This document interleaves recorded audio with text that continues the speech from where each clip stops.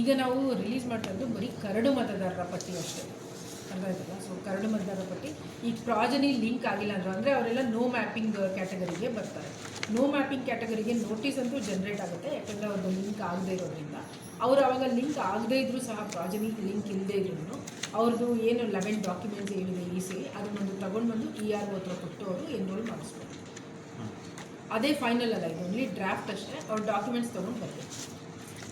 ಮತ್ತು ಮನೆಗಳಿಗೆ ಕರ್ಸ್ಕೊಂಡು ಅಲ್ಲೇ ಫಾರ್ಮ್ಗಳನ್ನ ಫಿಲ್ ಮಾಡಿಸ್ಕೊಳ್ತಾ ಇದ್ದಾರೆ.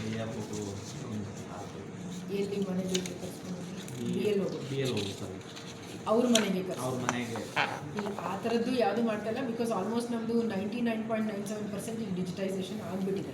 ಸೊ ಆ ಥರದ್ದು ಯಾವುದಾದ್ರು ಇದ್ದರೆ ನೀವು ನನ್ನ ಗಮನಕ್ಕೆ ಬಂದರೆ ನಾನು ಕ್ರಮ. ಈ ಗ್ರಾಮ ಪಂಚಾಯತಿ ಗ್ರಾಮಗಳಲ್ಲಿ ಸುಮಾರು ಹಳ್ಳಿಗಳ ಕಡೆ ಸಾಕಷ್ಟು ಆ ರೀತಿ ಆಗ್ತಿದೆ. ಈಗ ಅಂಗನವಾಡಿ ಟೀಚರ್ಸು ಕೊಟ್ಟಿದ್ದಾರೆ, ಮತ್ತು ಕೆಲವು ಟೀಚರ್ಸು ಕೊಟ್ಟಿರ್ತಾರೆ. ಅವ್ರೇನು ಮಾಡ್ತಾರೆ, ಟೀಚರ್ಸೇ ಅಂಗನವಾಡಿ ಟೀಚರ್ಸ್ಗೆ.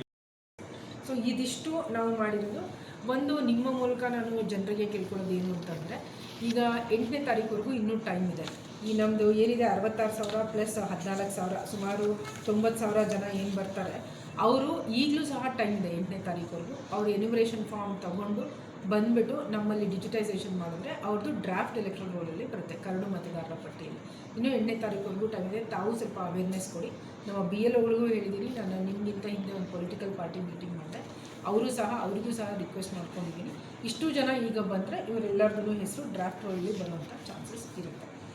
ಸೊ ಇದೆಲ್ಲ ಮಾಡಿ ನಮ್ಮ ತಾಲೂಕು ಮಟ್ಟದಲ್ಲಿ ನಾವು ನಮ್ಮ EROಗಳೇನಿದ್ದಾರೆ ಕಾನ್ಸ್ಟಿಟ್ಯೂನ್ಸಿ ವಿಧಾನಸಭಾ ಕ್ಷೇತ್ರದ ಮಟ್ಟದಲ್ಲಿ EROಗಳು ದೇ ಆರ್ ಗಿವಿಂಗ್ ಎವ್ರಿ 2 ದಿನಕ್ಕೊಂದ್ಸರಿ 3 ದಿನಕ್ಕೊಂದ್ಸರಿ ಸಭೆ ಮಾಡಿಬಿಟ್ಟು ಅವರಿಗೆ ಮಾಹಿತಿ ಕೊಡ್ತಾ ಇದ್ದಾರೆ.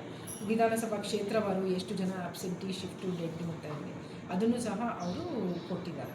ಸೊ ಇದೆಲ್ಲ ಆದಮೇಲೆ ನಾವು 8ನೇ ತಾರೀಕಿಗೆ ಇದು ಪ್ರಕ್ರಿಯೆ ಕೊನೆಗೊಳ್ಳುತ್ತೆ. ಸೊ 8ನೇ ತಾರೀಕುವರೆಗೂ ಟೈಮ್ ಇದೆ. ಅದಾದ